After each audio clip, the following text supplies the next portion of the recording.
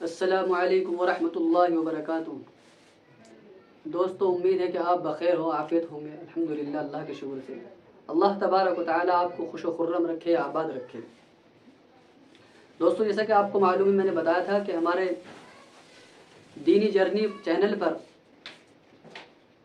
ہم نے ہر سنڈے کو ایپیسوڈ 1 دین کے مسائل اور ان کا حل قرآن و حدیث کی روشنی میں دینے کا ہم نے یہ مشورہ کیا کہ الحمدللہ ہم دیں گے۔ تو ہمارے بھائی نے بہت سارے ہماری بہنوں نے سوالات کیے ہیں کہ الحمدللہ مجھے امید ہے کہ میں آپ کو قرآن و حدیث کی روشنی میں آپ تک پہنچاؤں پورے اعتماد کے ساتھ۔ اللہ تبارک و تعالیٰ مجھے بھی عمل کی اور آپ کو بھی عمل کی توفیق نصیب فرمائے اور اس سے استفادہ کرنے کی توفیق نصیب فرمائے۔ تو بہت سارے سوالات ہیں، چلیے شروع کرتے ہیں۔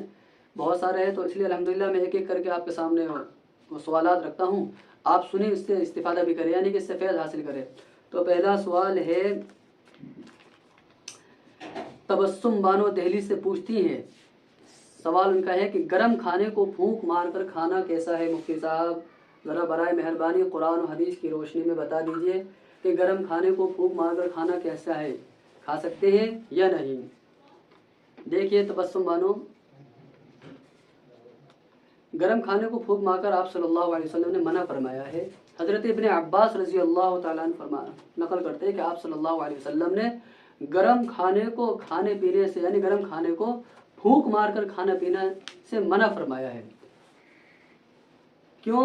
علامہ ابن قیم اس کی توجیہ میں لکھتے ہیں، یعنی اس کے جواب میں لکھتے ہیں کہ طب نبوی میں آپ صلی اللہ علیہ وسلم کے علامہ ابن قیم کہتے ہیں کہ جب انسان پھونک مارتا ہے تو اس کے ہوا کے ذریعے سے بہت سارے زہریلے جراثیم باہر آتے ہیں سانس کے ذریعے سے، تو وہ انسان کے لیے صحت کے لیے مضر ہو جاتے ہیں، یعنی نقصان دہ ہو جاتے ہیں۔ لہٰذا اللہ ابن قیم لکھتے ہیں کہ اس لیے گرم کھانے پر یا پینے پر پھونک مار کر نہیں کھانا چاہیے، اور یہی آپ صلی اللہ علیہ وسلم طب نبوی میں فرمایا کہ گرم کھانے پینے کو آپ صلی اللہ علیہ وسلم نے منع فرمایا ہے۔ لہٰذا آپ گرم کھانے کو پھونک مار کر نہیں کھائیے، سنت پر عمل ہو جائے گا۔ اللہ تبارک و تعالیٰ آپ کی حفاظت فرمائے، میری بھی حفاظت فرمائے۔ دوسرا سوال یہ ہے، الحمدللہ یہ پوچھا ہے انشا خاتون نے دہلی سے، پوچھتی ہیں کہ مفتی صاحب غیر مسلم کوئی اپنے تہوار پر کوئی مٹھائی یا گفٹ دے دے تو اسے کھانا اور لینا کیسا ہے؟ برائے مہربانی قرآن اور حدیث کی روشنی میں مسلمیت تسلی بخش جواب دے کر اطمینان فرمائے اور تسلی دیں۔ تو غیر مسلم، دیکھیے غیر مسلم کا تہوار ہو یا گفٹ آپ جب لے سکتے ہیں کہ جب وہ مذہبی تہوار نہ ہو۔ مذہبی تہوار جو کہا جاتا ہے کہ جو ان کے بتوں کے نام سے کیا جاتا ہو یا ان کے مذہب میں پہلے سے آ رہا ہو چلا ہوا، یعنی کہ جو ان کو بڑوں نے بنایا، ان کے آباء و اجداد نے بنایا، یا ان کا مذہبی تہوار ہے کہ جس کو وہ ہر سال کرتے ہیں، ہر تاریخ پر کرتے ہیں، یعنی کہ جب بھی تاریخ آتی ہے وہ مذہبی تہوار ہو جاتا ہے۔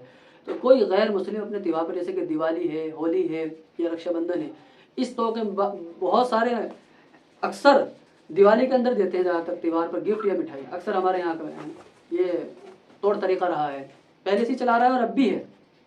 تو میں کہنا چاہتا ہوں انشا خاتون سے کہ اگر کوئی غیر مسلم آپ کو تہوار پر کوئی گفٹ یا مٹھائی دے تو آپ، اگر وہ پوجا پاٹ کی یا پرساد کی نہ ہو تو لینا جائز نہیں ہے، حرام ہے، بالکل حرام ہے۔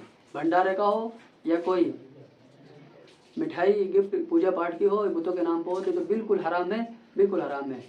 لیکن اگر کوئی غیر مسلم کو ہمیں دے تو ہماری تو باؤنڈری ہے نا، ہمارے مذہب اسلام اس کو پروموٹ نہیں کرتا، ہمارے مذہب اسلام اس کی اجازت نہیں دیتا، ہمیں اس کو پروموٹ نہیں کرنا چاہیے، اپریشیٹ نہیں کرنا چاہیے بالکل بھی کسی بھی چیز میں۔ آپ صلی اللہ علیہ وسلم نے فرمایا من تشبہ بقوم فہو منہ، جس نے کسی قوم کی مشابہت اختیار کی وہ انہی میں سے ہے۔ تو ہم کو چاہیے کہ ہماری اسلام کی باؤنڈری ہے، تو وہ اگر غیر مسلم ہم پہ آپشن اٹھاوے، کوئی سوالات یا اعتراض کرے کہ آپ کا تو ہم لے لیتے ہیں عید پر یا اسی طریقے سے بقرعید پر، تو وہ بھائی ان سے کہو بھائی آپ کے مذہب میں کوئی وہ نہیں ہے، آپ کا مذہب آپ کے ساتھ خاص ہے، لکم دینکم ولی دین ہے۔ قرآن میں اللہ کے نبی صلی اللہ علیہ وسلم نے فرمایا لکم دینکم ولی دین، آپ صلی اللہ علیہ وسلم کہ تمہارے لیے تمہارا دین ہے، میرے لیے میرے دین ہے۔ تو اس لیے تمہارے مذہب کی کوئی باؤنڈری نہیں ہے، تو آپ کی مرضی آپ لو نہ لیں، لیکن ہمارے مذہب نے ہمیں یہ بتا دیا کہ اس باؤنڈری، یہ دائرہ، یہ حدود ہے، اس سے آگے آپ جا نہیں سکتے، اس کی حدود سے باہر جاؤں گے تو یہ اللہ کی حدود سے باہر جاؤں گے تو آپ حرام اور ناجائز عمل کر بیٹھ جاؤں گے۔ تو اس لیے اگر گفٹ اور مٹھائی اگر پوجا پاٹ کی نہ ہو، کوئی لے کر دے دے آپ کو یا آپ کی سہیلی آپ کے دوست کوئی، تو वो तो नो प्रॉब्लम ले सकते हैं, यानी कोई इसमें कोई प्रॉब्लम वाली बात नहीं है। लेकिन अगर कोई पूजा पाठ के भंडार की हो तो ये लेना जायज़ नहीं है। लिहाजा कोई गैर मुस्लिम आपको त्योहार पर कोई खाना पीना दे तो आप एहतियातन बचना चाहिए, लेकिन पूजा पाठ की तो बिल्कुल एतराज़ करना चाहिए, बिल्कुल लिए बाइकआउट करना चाहिए। अल्लाह तबारक व तआला उम्मीद है कि आपको समझ में आएगा, अमल की तौफीक नसीब फरमाए। तीसरा सवाल है, हमारे भाई शहजाद चंगेज़ी दिल्ली से पूछते हैं, वो कहते हैं कि मुफ्ती साहब नामहरम का झूठा खाना पीना कैसा है? बराए मेहरबानी कुरान हदीस की रोशनी में जवाब देकर तसल्ली बख्श इत्मीनान दिलाए, तसल्ली दें। देखिए भाई, नामहरम का झूठा खाना पीना तो हदीस में और कुरान में तो कहीं से बज़ाहिर दलील साबित नहीं आ रही, ना नज़र आती, ना हमने देखा तो अल्हम्दुलिल्लाह हमने सर्च करा तो कुछ भी नज़र नहीं आया। हाँ बस ये है कि हदीस से अगर मैं ये करूँ तो ये ज़्यादा कोई मुबालगा भी नहीं होगा, ना वो होगा, कुछ भी नहीं होगा। लेकिन मैं बता दूं कि नामहरम का झूठा खाना पीना जायज़ है, हराम नहीं है, अपनी जगह जायज़ है। लेकिन एक मर्द को अल्लाह तबारक व तआला ने गैरत दी, औरत को भी गैरत दी है। मर्द की मर्दानगी ये है कि भाई वो औरत का झूठा गैर महरम का कैसे खा सकता है।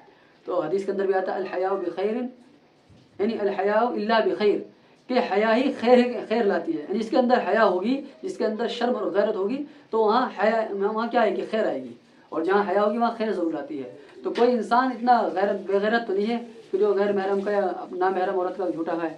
तो ये मर्द की पहचान नहीं है, अलामत नहीं। हाँ अलबत्ता जायज़ तो है, बज़रिए यानी कि ऐसी जगह जहाँ खाना कम पड़ गया हो, दावतों के अंदर या कहीं फंक्शन में आप गए, वहाँ खाना कम पड़ा हो, आपको भूख तेज़ लगी हो, शदीद मजबूरी के तहत नामहरम का झूठा खाना पीना जायज़ है और खा भी सकते हैं, एहतियात। लेकिन एहतियात और बाइकआउट ज़रूर करना चाहिए।